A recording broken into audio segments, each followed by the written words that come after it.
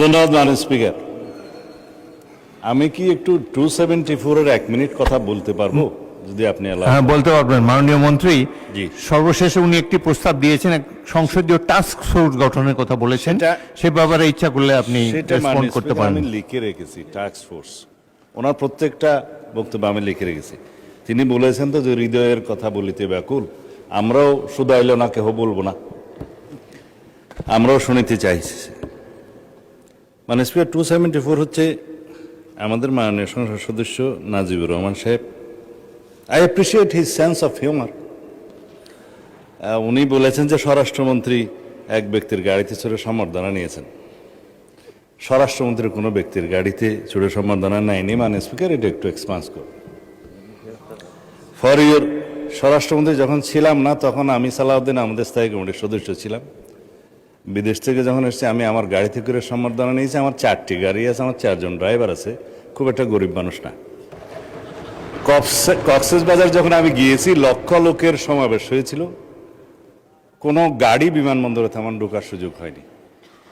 অনেক লোকের microbus zip টিপ ছিল, একটাতে উঠলাম, ওটাতে কেউ উঠতে দিল না মাইক্রোবাস, আরেকটাতে উঠলাম, আরেকটাতে 5 নম্বর গিয়ে বলে যে এটাতে উঠে।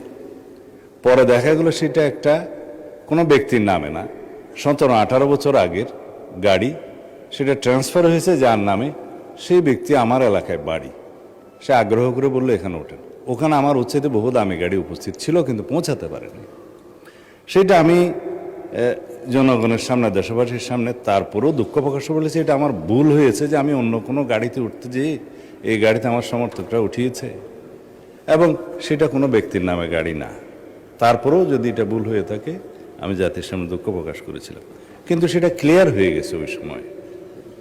সেটা একটা পুরাতন ইস্যু, এবং সেটা আমার মনে হয় মাননীয় স্পিকার আপনি এক্সপান্স করতে পারেন, এটা আমার অনুরোধ।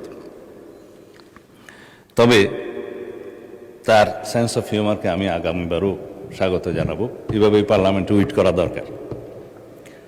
মাননীয় বিরোধী দলের নেতা বসে চলে গেলেন কেন জানি না, ওনার উদ্দেশ্যে অনেক কথা বলার ছিল।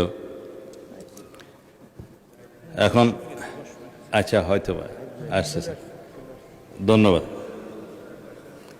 আমি আজকের পার্লামেন্টে দাঁড়িয়ে চিন্তা করছি, এইরকম একটা পার্লামেন্ট দেখার জন্য সারা জাতি অপেক্ষা করছে কিনা।